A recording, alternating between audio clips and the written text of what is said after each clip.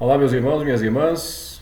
Estamos dando continuidade às nossas reflexões, às nossas pastorais nas bem-aventuranças.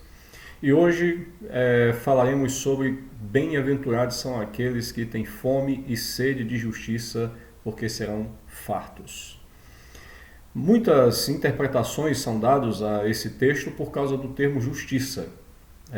Ora, interpretando como uma justiça moral, outro momento como uma justiça espiritual ou como uma justiça social.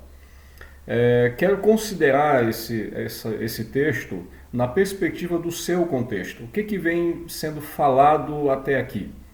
Tenho colocado para vocês que nós temos que localizar essas bem-aventuranças dentro do Sermão do Monte, onde a pergunta que dá origem a esse sermão seria: o que é necessário?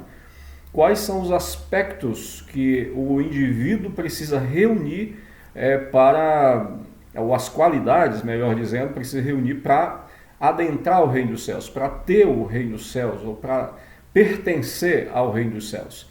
E Jesus então começa a responder com essas bem-aventuranças. Antes ele tem falado que bem-aventurado é aquele que se reconhece como incapaz de ter acesso a isso, incapaz de reunir aquilo que é necessário para adentrar o reino dos céus. Falamos também que bem-aventurado é aquele que por causa disso, desta constatação, lamenta, chora. Falamos também que bem-aventurado é o manso, né?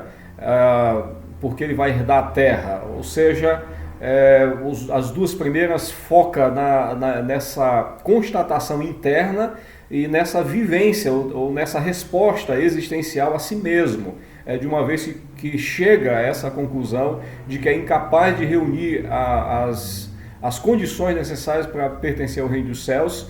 Então, o terceiro momento nós falamos que diz respeito a como que eu vivo diante da constatação externa dessa minha incapacidade.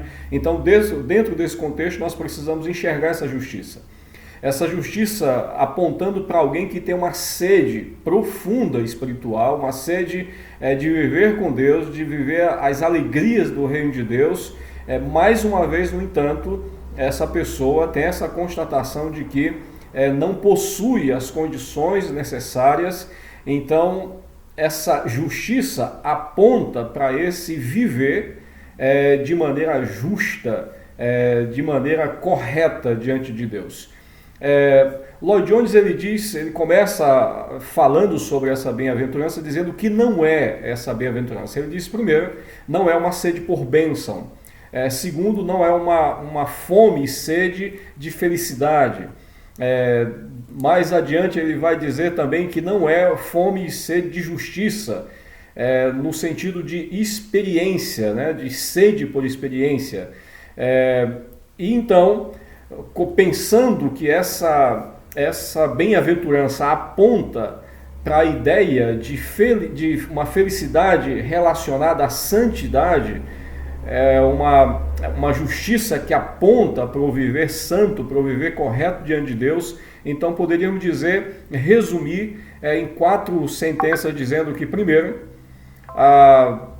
desejar a justiça de Deus é desejar a santidade, primeiro, porque ter fome e sede de justiça significa anelar por ser livre do pecado, porque o pecado nos separa de Deus.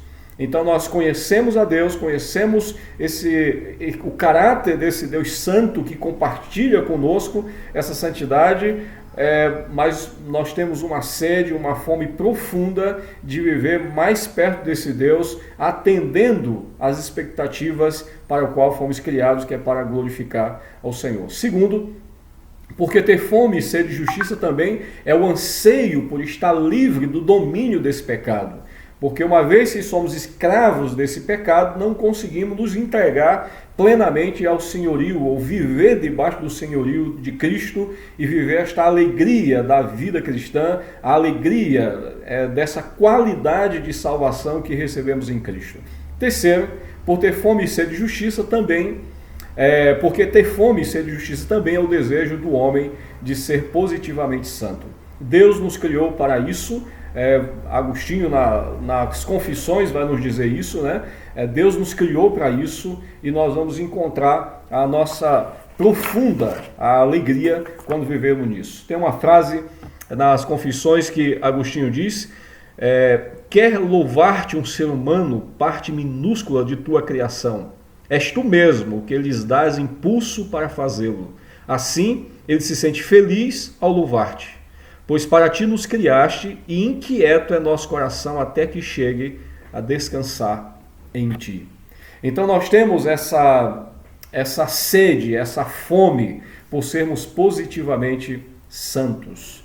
E por último, porque ter fome e sede de justiça é o homem que o seu supremo desejo é assemelhar-se a Cristo.